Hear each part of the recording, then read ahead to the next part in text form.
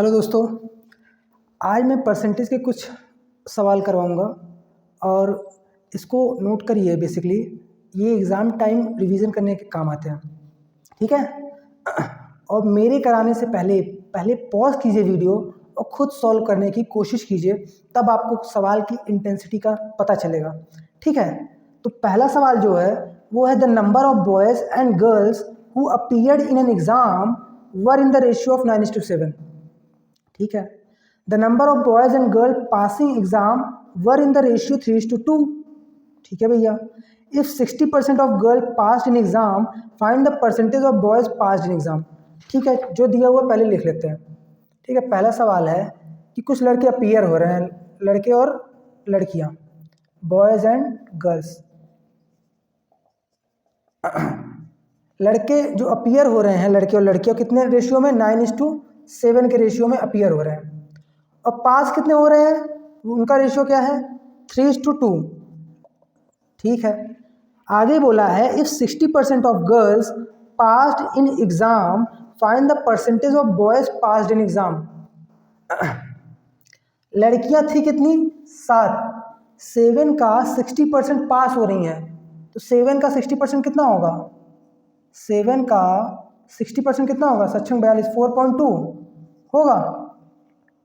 और पास हुई कितनी लड़कियां हैं? 2, जो रेशियो में है, और संख्या में कितनी है? 4.2। इट्स मीन 2 कितना गुना है? 2.1। 4.2 कितना गुना है 2 से? 2.1। और जब भी दो चीज़ रेशियो में होती है, अगर एक में मैं 2.1 से मल्टीप्लाई कर रहा हूँ तो मुझे दूसरे में भी 2.1 से मल्टीप्लाई करना पड़ेगा। इट्स मीन 3 में कितना मल्टीप्लाई करूँगा? 2.1, तो कितना आ जाएगा? 6.3। इट्स मीन लड़के कितने पास हुए हैं? 6.3। और लड़के कितने अपीयर हुए हैं? 9। और पूछा है find the percentage of boys passed in exam, तो 6.3 9 का कितना परसेंट हुआ? देखने में ही पता चल रहा है, 9 का 6.3% मतलब 70%। निकाल लेते हैं कि 9 का x% बराबर होगा कितना? 6.3 के। तो 9 का 630 अपॉन में क्या? 100, देन सॉरी अपॉन में क्या? 9, then x equal to what? 70%, ठीक है। तो ये हमारा सवाल था, पहला सवाल। नोट कीजिए, फिर दूसरे सवाल पर चलते हैं। चले, दूसरा सवाल है, the price of sugar is increase by 20%। The price of sugar is increase by 20%। By what percent must one cut down on the consumption of sugar so that no extra amount has to be incurred on sugar. क्या कह रहा है? अगर second सवाल है, देखिए, जब भी कोई चीज़ हम खरीदते हैं, एक्सपेंडिचर करेंगे उसमें, और एक्सपेंडिचर जो होता है 2 फैक्टर पे क्या कर रहा होता है? काम करता है। पहला, उस पर्टिकुलर ऑब्जेक्ट का कॉस्ट क्या है, प्राइस क्या है, और दूसरा, वो पर्टिकुलर ऑब्जेक्ट में कितना खरीद रहा हूँ, मतलब उस पर्टिकुलर ऑब्जेक्ट की मेरी कंजम्पशन क्या है ना, उस पर्टिकुलर ऑब्जेक्ट की मेरी कंजम्पशन क्या है। तो इन 2 फैक्टर पे हमारा एक्सपेंडिचर क्या कर रहा होता है? डिपेंड कर रहा होता है। अब बोला है कि शुगर का जो प्राइस है वो इंक्रीज कर जा रहा है, कितना परसेंट? 20%। तो 20% को मैं फ्रैक्शन में बदलूंगा तो कितना आएगा? 1/5 आता होगा आप लोग को, बहुत ही छोटी क्लासेस में पढ़ाया जाता है। 20% का फ्रैक्शन में कितना होगा? 1/5। इट्स मीन अगर शुगर का कॉस्ट पहले 5 रुपये था तो अभी 1 रुपया बढ़ गया है। शुगर का कॉस्ट अगर पहले 5 रुपये था तो अभी क्या कर गया है? 1 रुपया बढ़ गया है, 6 रुपया हो गया है। अब बोला है कंजम्पशन को कितना कम कर दूं कि जो एक्सपेंडिचर है वो मेरा ना बदले, वो मेरा पहले जितना था खर्च होता था उतना ही अब भी खर्च हो। तो ऐसे सवालों में अगर कॉस्ट 5 से 6 हो रहा है तो कंजम्पशन 6 से क्या हो जाएगा? 5 हो जाएगा। क्यों हो जाएगा 6 से 5 हो जाएगा? क्यों हो जाएगा? क्योंकि अगर इस सिचुएशन में जब मैं मल्टीप्लाई करूंगा तो भी मेरा एक्सपेंडिचर 30 आएगा, और इस सिचुएशन में जब मल्टीप्लाई करूंगा तो भी मेरा एक्सपेंडिचर क्या होगा? 30 ही रहेगा, ठीक है। तो कॉस्ट कितना इंक्रीज हो गया था? 20%, 5 से 6। और कंजम्पशन कितना डिक्रीज हो रहा है? 6 से 5, मतलब 1 रुपये की कमी आ रही है। कितने पे? 6 पे। और इसको परसेंटेज में बदलेंगे तो कितना होगा? ये 100/6 कितना होगा? 16/16 सही 2/3%। तो इतने परसेंट का क्या हुआ, हमें कंजम्पशन अपना डिक्रीज करना पड़ा, कट डाउन करना पड़ा, जिससे हमारा एक्सपेंडिचर क्या हुआ, बदला नहीं, सेम रहा। ठीक है, ये हुआ आपका दूसरा सवाल। अब तीसरे सवाल पे चलते हैं कि अनु, कोई लड़की है अनु, लड़का भी होता है क्या, चलिए अच्छा, कि कोई लड़की है अनु स्पेंड कर रही है 68% ऑफ हर मंथली इनकम, अपने मंथली इनकम का 68% क्या कर रही है, उड़ा दे रही है। ठीक है, तो अगर मंथली कोई इनकम है, तीसरा क्वेश्चन क्या है बाबू, अगर इनकम है, इनकम में मैं दो ही चीज़ करूँगा, एक तो क्या करूँगा, उड़ाऊँगा, और एक क्या करूँगा, सेविंग करूँगा, है ना, एक उड़ाऊँगा और एक सेविंग करूँगा। तो अनु क्या कर रही है, अपने इनकम का 68% उड़ा दे रही है, तो जो रिमेनिंग बचेगा वो सेविंग करेगी। मान लीजिए कि इसका इनकम कितनी थी, 100 रुपया थी, कितनी रुपया थी, 100 रुपया, तो 100 का 68% वो खर्च कर दे रही है, और 100 का 68% 68 रुपये, 68 रुपये क्या कर दी, खर्च कर दी, तो सेविंग कितना करेगी, 32 रुपये करेगी।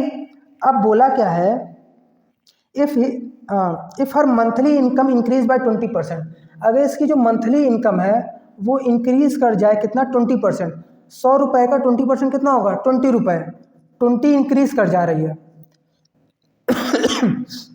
ठीक है, और उसकी जो सेविंग्स है वो 9 सहित 3/8% इंक्रीज कर जा रही है, कितना, 9 सहित 3/8%, इसको फ्रैक्शन में बदलेंगे तो 8 9 72 3 75/8, तो 75% अपॉन 8, इसको फ्रैक्शन में बदलेंगे तो 75/100, 25 3 75, 25 चौका 100, 8 चौक 32, तो कितना हो गया ये, 3/32। ठीक है, पहाड़ा आता है ना, देखो बचपन में हमको बहुत मार मार के पढ़ाया गया था, बहुत मारा था मास्टर ने, है ना, तो कितना हुआ, 3/32। अगर पहले सेविंग 32 कर रही थी तो अभी 3 रुपये बढ़ गया है, तो कितना सेविंग बढ़ गया है, 3 रुपया बढ़ गया है, तो एक्सपेंडिचर कितना बढ़ेगा, 17 रुपया ही तो बढ़ेगा, तभी तो इन दोनों को मिलाकर के 20 रुपये के बराबर इनकम बढ़ा है। ठीक है, और जो एक्सपेंडिचर और पूछा यही है कि then the percent increase in her monthly expenditure, कि एक्सपेंडिचर जो उसका मंथली है उसमें कितना परसेंट का इंक्रीज हो गया है। अगर 17 रुपया बढ़ रहा है तो 68 का 17 रुपया बढ़ा तो कितना परसेंट बढ़ा, तो 68 का x% बढ़ा है, और वो कितना है, 17 है, तो x की वैल्यू निकालेंगे हम, तो 17 × 100 अपॉन में 68, 17 चौका 68, और ये कितना हुआ, 25%, तो x बराबर कितना आया, 25%। ठीक है, ये भी अच्छा सवाल था, नोट कीजिए। अब फिर नेक्स्ट क्वेश्चन पे चलते हैं।